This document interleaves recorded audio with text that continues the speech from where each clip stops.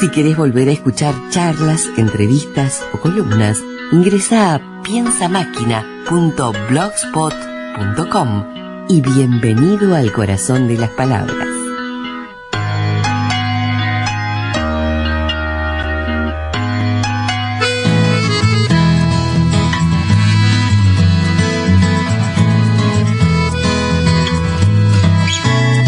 A las palabras las sopla el viento. Así se cuentan todos los cuentos, cuando te cuento lo que te cuento. A mis palabras las sopla el viento. Viajan las hadas, van trasnochadas, de tanto escuchar las voces que cada noche bajo los cielos de un asidillo le sopla el viento. Muy bien, amigos, esto quiere decir que está con nosotros Johanna Hall, el avión de papel. ¿Cómo andás? Muy bien, por suerte, acá esperando nuestra conexión con el avión de papel. Y desde Maldonado, Johanna Hall, literatura infantil y juvenil, anunciamos, porque lo anunciamos ya en Gacetilla, que ibas a tratar un tema tabú en la literatura infantil y juvenil. Sí, viste que los temas tabú, bueno, son esos que nos cuesta hablar, ¿no? Vamos a ver, esos temas que nos cuesta verbalizar, que generan conflictos, y uno de ellos, que también hemos tratado otros en nuestra columna, es el tema de la muerte, ¿no? Pero el tema de cómo, el tratamiento del tema, porque vamos a ver que la muerte está presente, ¿no? En la vida infantil de varias maneras, o sea, está muy cercana en el sentido mediático, imágenes, etcétera, pero vamos a ahondar o analizar dos o tres ejemplos de cómo la literatura trata el tema cuando es cercano, ¿no? Cuando es un conflicto que realmente le atañe a un personaje o a los personajes. Claro. Yo me imagino que estamos hablando, digamos, de la muerte en el sentido de con personajes con el cual el lector, ya sea un niño o un grande, empatiza, ¿no? Porque digo, en todas las historias de cuentos de hadas, los cuentos tradicionales de hadas, siempre había muertes violentas, siempre, súper violentas, terribles, de la madrastra o del lobo que le abren y le ponen piedras y lo cosen de nuevo y lo tiran al río, en fin, pero ese tipo de muertes, digamos, que son de las oscuridades, no pasa nada, digamos, el tema es cuando muere un personaje que es más luminoso. Claro, y como más cercano a lo que es la vida cotidiana de la persona. Igual vamos a ver que Bruno Bettengen tiene su explicación, también lo tengo acá para nombrarlo, una cita que pasa con esa muerte, esas historias, como decís vos, que pasan en los cuentos clásicos, ¿no? Que son muy interesantes. Y ahí me gustaría un poco tocar, o sea, porque decimos tema tabú, pero es un tema que está súper presente desde la violencia, desde la muerte en los videojuegos, en el habla de nuestra, ¿no? Por favor, no me mates, o sea, el verbo matar incluso, está como muy, y la muerte está muy cercana a nuestro vocabulario, ¿no? Entonces, de repente, la literatura infantil la tiene como un tema tabú en lo que es los libros contemporáneos, pero los niños consumen un montón de muerte todo el tiempo, ellos matan también en esos videojuegos, está todo ahí, ¿no? Es una fantasía, una ilusión, pero hay un tema de mediatez muy... Sí, bueno, perdón, esto fuerte. que acabas de decir, que es una fantasía, una ilusión, porque todos los niños de todas las épocas han jugado a matar, eso está claro, pero lo que sí es cierto de esta época en la que estamos viviendo, los niños matan en una fantasía y una ilusión que tiene un grado de verosimilitud, de realismo, ese grado como jamás, nunca nadie tuvo, ¿no?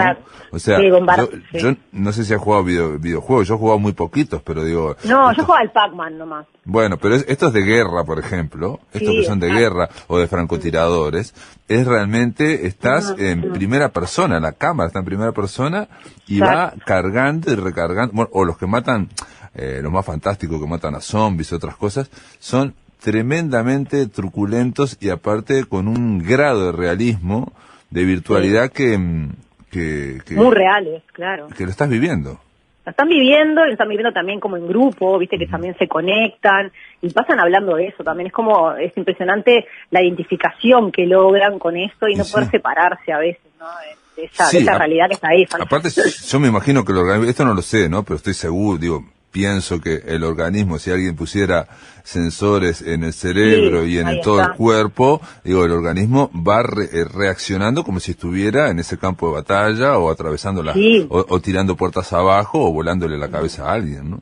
y sumale el sonido, el ambiente, no es solamente la lectura imaginativa que tenemos en un libro, no, es todo, estás ahí, ¿no? Es impresionante, las luces, todo se busca. Entonces, bueno, por un lado tenemos eso y por otro lado tenemos, no vamos a tocar, es un tema que es poco tratado en la literatura infantil, y es muy importante. Por eso te decía esto de Bruno Bettelheim, que dice que este tema que esté presente una y otra vez, ¿no? Porque siempre, como decís vos, hay un abandono, los niños, hay niños o princesas que no tienen a su madre o no tienen a su padre, que ya tienen una madrastra que ya es la mala, pero esas historias les sirven a los niños para afrontar dificultades, ¿no? Entonces, si vos los tapás, ¿no? Si vos no se los pones de forma simbólica, no le estás permitiendo al niño el poder avanzar hacia la madurez. O sea, son dificultades que en la vida son inevitables también, ¿no? Entonces, Bruno Bettelheim ahí quiere una espada por eso, ¿no? Porque es presentarle de una manera a los niños simbólica todo este tema de la muerte. Y taparlo no significa nada, o sea, no vas a resolver, peor, no vas a evitar incluso que los problemas existan, obviamente, y mucho menos poder afrontarlos de una manera, por lo menos en una etapa de manera como más subconsciente, y después, bueno, quizá más de grande con más elementos, ¿no? Claro, pero Bruno Bettelheim, pero también hay, digamos, también, o por lo menos estaba la idea de como que la psicología infantil no puede tampoco percibir exactamente lo que significaría la muerte. Sí, puede ser. Claro, después son todos procesos individuales y como también, acá también tenemos muchas explicaciones, ¿no? Tiene que ver mucho con los contextos. Uno, un contexto cultural. No es lo mismo la muerte acá en Uruguay, el tratamiento de la muerte en México con el Día de los Muertos, o en Japón, que la muerte, todo está mucho más presente culturalmente, ¿no? Entonces también tenemos que ver en qué sociedad vivimos y cómo es tratado, ¿no? También el tema en los imaginarios, porque también otra cosa que permite la literatura es la entrada al imaginario colectivo, como decía Teresa Colomer, ¿no? Cómo cada contexto, cada sociedad resuelve.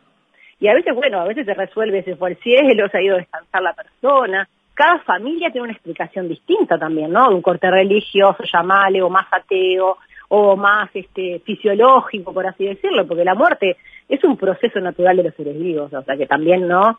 Más allá de las explicaciones que cada uno puede atribuirle, filosóficas, metafísicas, etcétera, ¿no? Entonces, bueno, también de entenderlos desde el punto de vista natural para los niños les saca un poco de emotividad o de peso quizás, ¿no? Verlo de una manera natural. Entonces, a veces no tratarlo es como decirle, ¿qué está pasando? ¿Por qué pasa eso con los temas tabú? Claro. No hablamos, entonces algo hay ahí. Si va el niño a pedir una explicación al padre y dice, no, yo no te voy a explicar, es porque algo está pasando, claro, ¿no? Además, sí, digamos, los libros, la literatura infantil, cualquier tipo de literatura de arte, es una forma también, una forma como vicaria, por decir algo, de tener una experiencia sin tenerla directamente. Totalmente, ¿no? Entonces, totalmente, que le están pasando a los personajes. Claro, o sea, siempre hay una distancia mínima, aunque el chiquilín se super identifique, y yo también como lector me encanta zambullirme y realmente, por ejemplo, yo soy un lector ingenuo de los que dicen que me gusta totalmente identificarme, por más que hagas eso, en el fondo sabes que hay una distancia, que eso es ficción. Claro, y en esa identificación te permite un poco, de alguna manera, procesar las emociones, ¿no? Que no te pasan a vos, pero vos estás con él, porque vos te identificás, llorás, te amargás, te alegrás, ¿no? Y estás ahí. Y bueno, y estamos también acostumbrados, también en nuestra generación, ver todas estas películas Disney, que también siempre fallecía ayer al principio. Sí. La mamá de Bambi. La mamá de Bambi, célebre. ¿Te acordás la mamá de Bambi? A mí se me caían las lágrimas y le decía a mi abuela en el cine, ay abuela, me están cayendo unas gotitas de los ojos. Y yo ya estaba llorando desde el arranque. Claro. Y bueno, claro. Y o sea, pasa también en ese corte Disney que estamos ahí. Claro, pero perdón también, y otro detalle, como estamos hablando siempre, todo lo que se habla en literatura, no deja de ser una representación de algo más, siempre estamos hablando, digamos, de una forma metafórica. Muchas veces también, tampoco hay que ser literal, que si se muere el mejor amigo o la mamá de Bambi o lo que sea, ¿no? También es una forma de procesar, eso lo dice Bruno Bettelheim en Psicoanálisis de los cuentos de hadas, de procesar cambios internos, de que se te muera una parte tuya para que renazca otra, digamos, ¿no? O sea, cuando el niño deja la escuela o deja el jardín y va a ir a la escuela, ahí de alguna forma hay una transición, hay una mutación, algo se muere para que algo renazca. Claro, como duelos, ¿no? ¿Cómo Exacto, procesar los duelos? Porque la muerte es un duelo y tenemos pequeñas muertes todos los días, o sea, como decís vos, procesos, maduraciones, y vamos avanzando en nuestra vida, que nos permite, bueno, dejar atrás una etapa y seguir adelante, por más que añoremos algunas, ¿no? Ay, qué lindo no tener responsabilidades como de uno de adulto, pero no, tenemos que ir siguiendo y está en eso, en esos duelos de terminar, ¿no? Y también de procesar, y me parece que también es importante como conocer el destino, ¿no? En el sentido, bueno, ¿qué pasó con esa persona? Bueno, asumir que no está, que pasa esto, y recordar con cariño, y vamos a traer unos cuentos que tratan de esa manera, dos cuentos preciosos, que hablan de esa manera de la muerte, cómo se trata, y qué hacemos después, porque la ausencia de la persona está, bueno, ¿y qué hacemos después? ¿Cómo seguimos el camino sin eso también? Dale. ¿Y qué cuentos trajiste? Mira, traje dos que en realidad están extraídos de un análisis, un estudio que hizo Paola Suárez, que está presente en Caleidoscopio, nuestro libro, que presentaremos en breve, de los ensayos literarios. Y Paola tomó en un artículo que se llama La palabra y el silencio, ¿no? Este tema tabú de la muerte, y eligió dos libros, uno es Besitos, de Virginia Brown, del 2018, y el otro es Como si el ruido pudiera molestar, de Gustavo Roldán, que ya lo hemos también tomado, que es argentino, este libro ya es un poquito más viejo, del 98, y los dos tratan el tema de la muerte de diferente manera, pero muy delicadamente, muy linda, cada uno con su corte, ¿no? Uno más citadino, por así decirlo, y uno más de lo que es las leyendas, lo que es el folclore, con animales, etcétera, ¿no? Sí, y bueno, y en Besitos hay una niña llamada Laura que vive con la mamá, una familia supuestamente parece monoparental, que siempre visita a la abuela Carmen todos los martes mientras la madre va a clases de pintura. Y bueno, la abuela toma té, lo típico, ¿no? La abuela toma té con la niña, con pizza, le enseña a cuidar, y están con las plantas, y la abuela tiene eso, ¿no? Esas actividades que comparte con la nieta, de cuidar y trabajar las plantas en el sentido de estar regándolas, viendo, ¿no? Preocupándose. Y bueno, y un día la abuela enferma, ¿no? Como también la evolución de los años, y la vida de Laura y su mamá va a cambiar, ¿no? O sea, así se introduce este tema del cuento. Y después en el otro, Gustavo Roldán, se muere Don Tatú, que ya es viejo, y todos los animales que lo rodeaban, el mono, el piojo, el cuatí y el tapir, estaban alrededor de Tatú, y el sapo, es un poco el que anima este cambio o sea, Tatú va a morir, pero les explica, o un poco lo lleva a ver que la vida, o sea, la vida que vivió Don Tatú, que fue feliz y plena de juegos y de gozos, o sea, que también un poco hace un repaso de la vida de una persona. Y bueno, se basa un poco en el recuerdo. Y mirá qué lindo, mirá cómo toma, mirá, por ejemplo, Besitos, ahí contraponiendo un poco estos dos cuentos. Voy a leer un poquito esta parte cuando fallece la abuela. Mirá. Algunos días después, mamá volvió del hospital llorando. Cuando le explicó a Laura que Carmen había muerto, Laura también se puso a llorar. Mamá la abrazaba y decía, ya está, pero mamá también seguía llorando. Se te pone la piel de gallina, pero después, lentamente, después como de ese invierno, viste, empiezan a cuidar, o sea, después viene la primavera, y la niña va al balcón, sale a jugar y vio la plantita que la abuela le había dejado, y la empezó a regar y a cuidar, y era como en esa relación que habían tenido antes, seguirla, y después pensó también en regalar hijitos de esa planta a las personas, que mucha gente hace eso, yo he escuchado, claro. Y como un recuerdo de esa persona, y las flores, y bueno, esa planta que estaba media fea empezó de vuelta a crecer, y las hojas estuvieron brillantes, y termina diciendo, y un día Laura la encontró llena de besitos. Y bueno, es un poco esto de la vida, de seguir adelante también, ¿no? Como una renovación, como decías vos también, ¿no? Superando el dolor de no sé, de esas cosas que fuimos compartiendo con las personas que están. Claro. Y bueno, y después en el otro... Perdón, y en este caso sería, sí, estamos hablando de una historia que es que apunta a una experiencia muy, digamos, más directa, digamos, es muy directa, ¿no? Sí. Menos indirecta, Sí. ¿no? O sea, aquí no hay tanta representación, ¿no? Por No. igual, de todas formas, cuando nosotros lloramos por alguien que es cercano, que se nos murió, también lloramos por nosotros mismos, ¿no? Claro, porque pensamos en qué vamos a hacer con esa ausencia, claro, ¿no? Porque bueno, la otra persona no va a pensar, pero si nosotros pensamos, bueno, y ahora tengo que pensar qué hago con ese vacío. y llenarlo con buenos recuerdos y con eso ¿no? De lo que viví, saber el destino que tuve. Y para los niños también les reconforta saber, bueno, qué pasó, dónde está, qué pasó con esa persona, no ocultarle que no el destino que tuvo, ¿no? Los tranquiliza de alguna manera también, ¿no? Porque está bueno, o sea, hablarlo, no ocultarlo, ¿no? Claro. Bien, y en el otro, que es bueno, es diferente porque el tatú también, bueno, también tiene que ver con un tema de vejez. Llegó un momento que el tatú dijo, ¿no? Que ya le parecía que era la hora y se despide todos. Pero mirá qué lindo cómo lo narra Gustavo Roldán, y dice: las nubes que trajo el viento taparon el sol, y el viento se quedó quieto, dejó de ser viento, y fue murmullo entre las hojas, dejó de ser murmullo, y apenas fue una palabra que corrió de boca hasta que se perdió en la distancia. Ahora todos lo sabían, el viejo tatú estaba a punto de morir. Por eso los animales lo rodeaban, cuidándolo, pero sin saber qué hacer. Es que no hay nada que hacer, dijo el tatú, con una voz que apenas se oía. Además, me parece que ya era hora. Y ahí empiezan todos a recordar todo lo que más que nada el sapo, que es el gran personaje de Gustavo Roldán, esta saga de cuentos folclóricos, por así decirlo, es el que les dice, bueno, él jugó, él no tuvo una vida triste porque estuvo bien, se va contento. Claro, tampoco va a pelear más con el tigre, pero bueno, ya peleó todo lo que podía, nunca lo dejó descansar tranquilo al tigre, y esto también les va a poner contento. Entonces también le pongo un poco no de humor, pero bueno, algo jocoso ahí en ese momento triste, ¿no? Claro. Y bueno, como una muerte como tranquilidad también.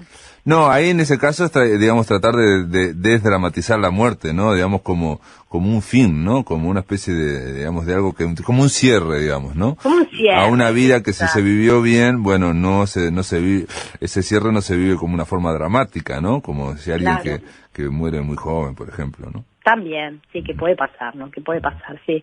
Y bueno, y es algo, bueno, es como la vida, como decíamos, como la plantita que nace, se reproduce y después muere, ¿no? Es así un poco el ciclo de la vida. Y después hay un cuento muy lindo, es un alemán, Wolf Elbruch, que es un ilustrador alemán, muy interesante, y tiene uno que parece ser por los comentarios de gente que se especializa en literatura infantil, que es uno de los mejores libros del tratamiento de la muerte, que se llama El pato y la muerte. No sé si lo conocías. No. Es muy interesante, forma parte de la Biblioteca Solidaria también, o sea que está en Uruguay en la vuelta, y es muy muy bonito. Incluso tiene un corto animado del mismo libro, que también está lindo para verlo, o sea, como con más imágenes. Y es un pato que parece que un día se da cuenta que hay alguien que lo está siguiendo, ¿no? Y es una calavera, es como la muerte, o sea, está todo con un traje a cuadros. Sí, y tiene una flor negra en la mano que es un tulipán, y lo sigue a todos lados, y le preguntan, ¿quién sos? ¿Quién eres? Y dice, soy la muerte. Y empiezan los dos están todo el día juntos, ¿no? Entonces empiezan a conversar y empiezan a hablar un poco de todo este tema. Y el pato le dice, ¿ya vienes a buscarme? Y la muerte le dice, mirá, yo he estado cerca de vos, cuando te resfrías, cuando tienes un accidente, pero bueno, capaz que el accidente en este momento no estaba para vos. Y bueno, van caminando por todos lados, y el pato le dice, vamos a nadar al estanque. Y bueno, empiezan a nadar, y el pato, claro, tiene todo plumas y todo, y nada un rato, pero la muerte, el esqueleto en realidad, sí, ¿no? Se congela, y dice, no, quiero salir de acá, me estoy congelando. Entonces salen del estanque, y el pato lo abraza. Y nadie nunca había abrazado a la muerte.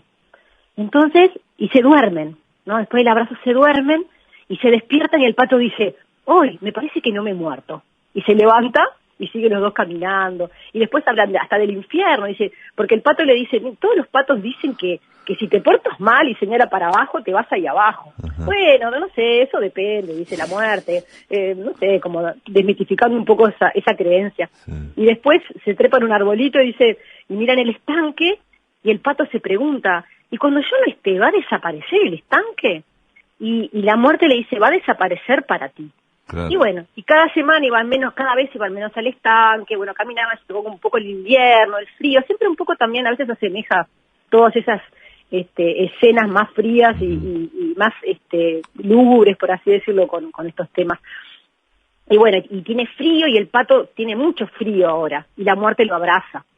Y se caen en el suelo, viene la noche, empieza a nevar, y la muerte mira al pato, y de repente ve que había dejado de respirar. Entonces lo costoso, así como un río, le puso la flor, ese tulipán negro, y el pato se va. Y bueno, se sintió un poco triste la muerte, pero así era la vida. Y queda así, la última imagen es la muerte mirando al pato irse con la flor. Impresionante. No, es impresionante. Sí, No, porque aparte el mismo hecho, por ejemplo, que me parece que es muy fuerte, que es el de abrazar a la muerte, ¿no? Sí, es como abrazar sí. a tus temores, ¿no? A los temores que tenemos nosotros, Sí. terriblemente, enfrentarlos y abrazarlos amorosamente. No, eso del abrazo y que no era su momento, pero después sí. Entonces lo que hace es como amigarse con esa idea, en el cual tiene pánico, y después cuando se amiga con la idea, se va haciendo gradualmente y se llega al fin. Se llega al fin. O sea, se procesa serenamente. Serenamente, y preguntándose cosas, ¿no? De las cosas reales, si van a desaparecer o no, qué va a pasar con lo demás. Claro, claro. Y otras conversaciones que tienen que me las salteé, pero es muy muy lindo el libro, y te digo, está en cortos animados, en como un corto hicieron un animado que está muy bonito. Así que es muy muy recomendable. Y tiene también muchas recomendaciones de la gente especialista que estuve viendo por ahí. ¿Y este de quién es? Este es de Wolf Elbruch. Wolf Elbruch. ¿Y de dónde Tiene es bastantes libros, es alemán. Alemán, muy bien. Sí, ¿Y se llama, el cuento se llama? El pato y la muerte. El pato y la muerte. Y en la tapa está el pato y está la muerte, que está todo el esqueleto. Yo digo calavera pues pensando en la cabeza, pero queda todo el esqueleto y con un traje y un tulipán negro en la mano. Tremendo, tremendo. Bueno, había una serie que, digo, no, sobre todo el primer episodio que estuvo muy bien, era Billy Mandy, no sé si la viste alguna vez. No, no la vi. Ah, bueno, ahí los dos primeros episodios son impresionantes, donde aparece o sea, Billy y Mandy bueno, te lo voy a pasar, son dos amigos, vale, ¿no? Donde Billy es muy miedoso y Mandy, ella, es nervios de acero, es una niña con nervios de acero, no le pasa absolutamente nada. Y entonces, encuentran ¿cómo se llama? El hámster. Un hámster que lo tienen ahí, de Billy, y al día siguiente lo encuentran muerto, ¿no? O está muy mal, está a punto de morir. Y aparece la muerte. Y la muerte aparece y Mandy agarra y dice, no, te lo juego creo que juega al ajedrez o al ludo. A las damas, creo. Sí. Y entonces le hace una apuesta, dice, si perdés, ¿no? Le dice, a la muerte te llevas al hámster, ¿no? Pero si no, dice, pasás a ser mi esclavo. No. Y la muerte pierde. Entonces a partir de ahí Mandy la tiene de esclavo durante mucho, de esclava, ¿no? Mirá, qué interesante. Es muy gracioso, pero los primeros dos es sorprendente todo, las alusiones a la película El Séptimo Sello de Ingmar Bergman, donde se juegan al ajedrez también juegan al ajedrez las dos. Claro, claro. En fin, qué bárbaro. Billy y Mandy, sí, tremendo. Tremendo. Muy bien, Johanna Holl, llegamos al final, ¿algo más para agregar? Bueno, había un par de otros libros, como decirte también que hay un montón de otras películas de otros orígenes, ¿no? Que tienen la muerte, pero más bien no como este tratamiento, así como estuvimos hablando en estos 3 cuentos tan bonitos, sino bueno, como personajes que, o sea, partiendo de culturas que tienen la muerte, como pensando en México, pensando, bueno, esto es gallego, de Leticia, no es tanto, no sé en España cómo es, pero, o sea, hay personajes que es, por ejemplo, Escarlatina, la cocinera cadáver, o sea, que hay un montón también de otros personajes, pero como que vienen del mundo, del inframundo, por así decirlo, o del otro mundo, y son personajes, ¿no? También. Pero es diferente, ¿no? Es otro tratamiento, lo que voy, de lo que es el tema y la situación. Son más bien personajes que, bueno, tienen su connotación como que ya no existen, ¿no? Pero bueno, como otras cosas. Sí, ahí estaría las de Tim Burton, ¿no? El cadáver de la novia, El extraño mundo de Jack, por ejemplo, también. Claro. Sí. Exactamente, ¿no? Así que bueno, también es otra línea para investigar también, que quizás, bueno, lo dejamos en el oyente para que siga ahondando en estos temas. Muy bien, Johanna Holl, El avión de papel, este tema tabú de la muerte en cuentos y películas. Bueno, faltaron más películas, pero bueno, son más accesibles las películas. Me quedo con ese cuento, el del pato y la muerte. Impresionante, El pato y la muerte, me encantó. Te mando un gran abrazo, Johanna. Otro, Pablo, nos vemos pronto. Amigos, se terminó La Máquina de Pensar. Mañana continuamos aquí por Radio Cultura a partir de las 18 horas. Que lo pasen muy, pero muy bien.